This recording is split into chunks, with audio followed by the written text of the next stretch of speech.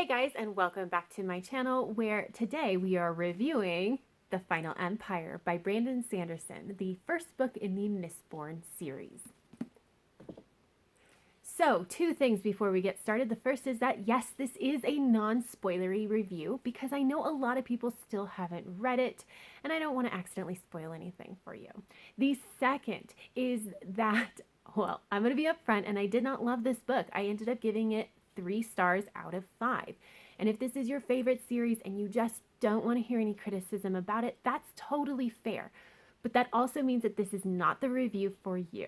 And if you keep watching, well, you've been warned. So with that, let's jump right in. For those of you that don't know, the premise of this book is that 1,000 years ago, a hero went on an epic quest to defeat evil, right? And then he lost. And so for the last 1,000 years, the Lord Ruler has been the ruler. I mean, he's been in charge of this kingdom. And of course, the Lord Ruler is evil. There are basically 3 main classes of people. There are the people that work at the ministry who enforce the Lord Ruler's rules. And then there's the nobility. And then there's everybody else, which is basically slave population.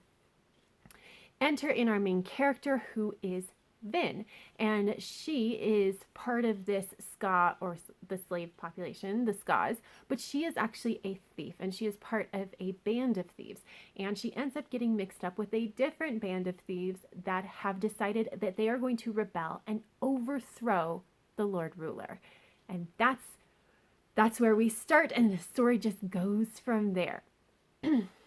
So first off, we're going to talk about pacing, which is maybe a little bit of an unusual place to start, but you need to understand my feelings about the pacing for everything else. So this story was unbelievably slow for so long. So this is a 650-page book. For the first 250 pages, it was obscenely slow. The next 200 pages were okay. They were better, but still not good. And then the last 200 pages were just like a downhill slide. It was so fast. It was almost whiplash, to be honest. And now, from what I understand from an informal interview of my spouse, who has read a book or two from Brandon Sanderson, this is just how he is. He just does. He puts out a lot of the stuff. The beginning is always really slow. The middle is okay. And then it's always just go, go, go until the end. And so I don't love that though. I really don't. That's not a style that works for me because I can understand setting up a lot of stuff in the beginning, but it shouldn't necessarily be the first third of the book is so slow. And so that really bothered me. And actually at that first 250 pages, I actually took a step back and said, do I even want to keep reading this? Because this is terrible. There's nothing happening or so little happening that I'm just annoyed. And I ended up continuing it because I wanted to see why everybody loved this series so much. But to me, that's not good. So let's talk about writing style and the structure of this. So Brandon Sanderson actually writes really well. So the sentences themselves, he puts words into sentences into paragraphs, and it just flows, and it's really easy to read. However, there's a lot of padding in there. So for example, this happened a couple of times where we would watch a scene, and then the main character would recap the scene. And I was just like, you literally did not add any new information. Why are you doing this?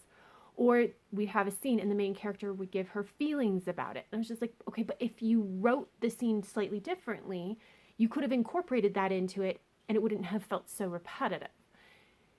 And just things like that where it was so padded. So when I got to that end of that the first 250 pages, and again, asked, do I even want to keep reading this? Part of what my consideration was that what has actually happened? And I was like, not much. He very easily could have cut it down. So that was extremely frustrating to me. So even though the writing itself was really easy to read, it really didn't say much of anything at all. So that also really bothered me. So let's talk about the plot. And actually, the plot is solid. I really did like the plot. It was somewhat complex. It came together very nicely at the end. There were some surprises. However, at least one of those things that happened, it did surprise me. And then I took a moment to think about it and I was like, yeah, but kind of course, like I shouldn't have been surprised. And one of the other surprises, I saw it coming about 200 pages before it was revealed, which bothered me because it was, I think, supposed to be a big surprise and I didn't have that. So, not really great. And so, even though I really liked this plot line and I thought it was really interesting and just lovely coming together, in all honesty, I also don't think that there was enough to warrant 650 pages. So I am gonna harp on the length of this book because it was long, right? And it's a time investment and I kind of want my bang for my buck. And in this case for plot, I don't think I got it. So let's talk about world building and the magic system. And again, we had a really interesting world. He built this world to be very interesting. I really like this idea of the mist and the wraiths, and the magical systems were really interesting.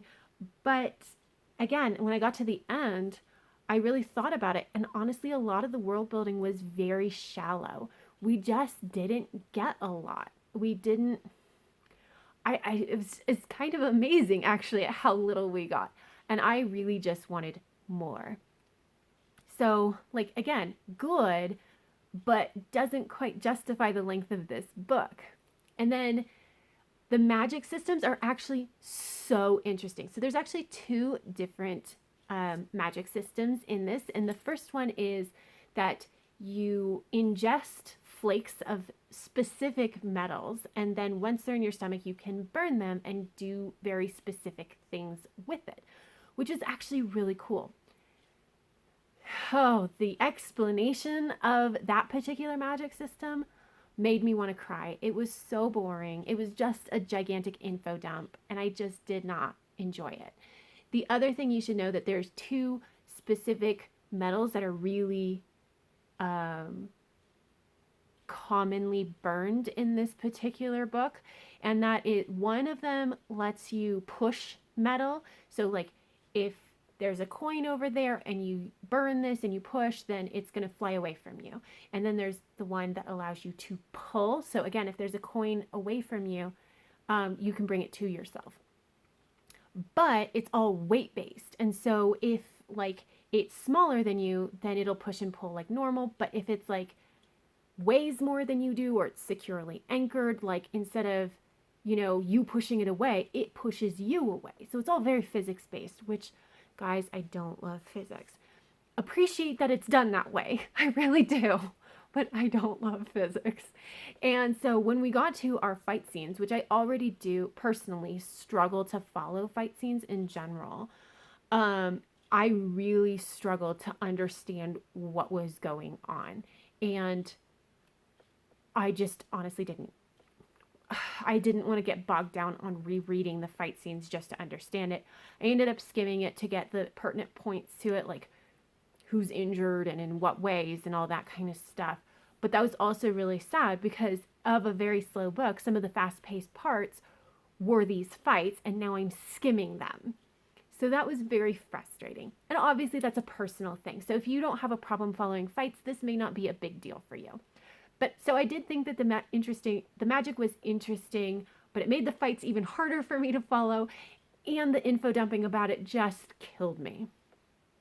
And then the other magic system was also really interesting. Basically, you save up attributes of yourself. So like strength, for instance, you allow yourself to be weaker for a while and you save that strength in a metal. And then later when you want to use extra strength, you can tap into that metal with that strength stored up and have it and be stronger than normal.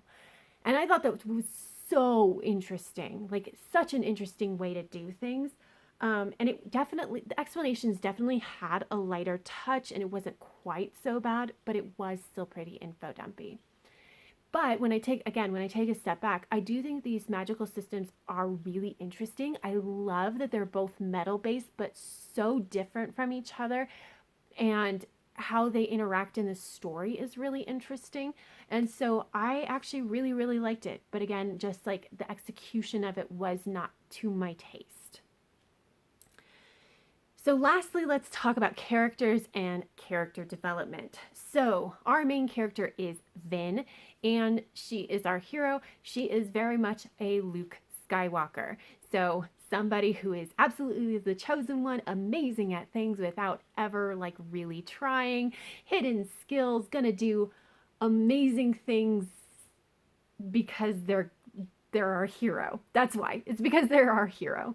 And I'm actually okay with that. Now, some people don't appreciate that. And so with that, like, it seems to be you either really like Vin or you really don't. Now, I really liked Vin because I don't actually have a problem. Of course, we're going to follow our hero. Like, we're not going to follow Joe McNobody, right? Like, we're going to follow our hero. And of course, they're our hero because they are good at these things. So it didn't bother me so much. And I actually did like Vin. We ended up getting the most character growth from her. It was interesting. I liked it. Our other main character, and the only one I would say is even all that developed out, is Kelsier. And he is the leader of this crew that is going to try to rebel. And I didn't like him. A lot of people do, and I just did not. There were some things about him that I kind of was bothersome to me. Like there was no explanation for it, and I was just like, but why are you doing that? And we finally did get an explanation, but not until the very end when I just like stopped caring. So there was that. So he just wasn't a character that I liked. So great, right? And then every other character in this particular book was a stereotype. It was just a cardboard cutout of what Brandon Sanderson needed. It was like, oh, I need the really strong guy who, oh, let's make him interesting, also happens to like philosophical discussion. Boom. We never get more than that. Oh, I need a villain who's super evil McEvil, like, mustache twirling evil. Boom, Lord Ruler. We need a love interest. There he is. He's super boring. And that's like every single character fit into that cardboard cutout idea of what was needed for the story and just never developed further. And that just bugged me a lot, clearly. Additionally to that, the relationships were not developed at all. So like it was one of those things where Vin is kind of an outcast to this crew and is slowly being accepted. But we really never saw that process. We never saw anybody's feelings change. Like, it was just all of a sudden, oh, they're my friends. And I was like, okay, I mean, I guess, like, we can go that way. The romance was the worst development. And as a side note, he likes her because she's different than all the other girls. And I just really don't appreciate that. If you like them because they're different in some very specific ways that appeal to you rather than just she's different, I'm more okay with that. And some people might be able to argue that that's what was going on. I just don't think it was like pointed out well enough that we can call it that. In any case, side tangent. But so yeah, a lot of the relationships just kind of happened and we didn't see a lot of the development going on. Then there were not four villains. Great. Freudian slip. There were 4 females that had any impact on this story at all. Out of a huge cast of characters, 4 females. One was Vin, our main character. Number 2 was like the inveterate gossip that will stab you in the back as soon as you turn. And number 3 was like the ex-fiance of the love interest who also just wants revenge on the love interest because she's evil. Like, I mean, that's the only explanation I really got. And then number 4 is like the dead wife of one of the crew members who is spurring him on to what he's doing. And I was just like, really, girl in the fridge? That's great. Okay. Fabulous. And so it really bothered me that like I mean, all of the characters just ended up in these stereotypes, but the females did, and there weren't that many of them. And I was just so bothered by this. And to add in the fact that, like, to me, Vin didn't feel like a really true kind of female. Like, I felt like she fell into too many stereotypes to the point where, to me, it felt like a guy who was writing a female main character, and that bothered me. And then lastly, let's talk about diversity. There is none. There are no disabled people. Like, now, to be fair, if it were in the ska slave population, they probably would have just killed them off anyway. But nobody else is disabled either physically or mentally. There are absolutely no queer people. This is like one of the most heteronormative stories I've read in a long while. And then, you know, there's the problems with the females. Like, and then just ethnically and racially and ethnically, there is no diversity. And the only group of people who are ethnically different than the people in this kingdom are the Terracemen, and they are treated terribly, as in they have been bred to be servants. And there is a breeding program. Oh, yeah. And if you're not going to be part of that breeding program, you are castrated.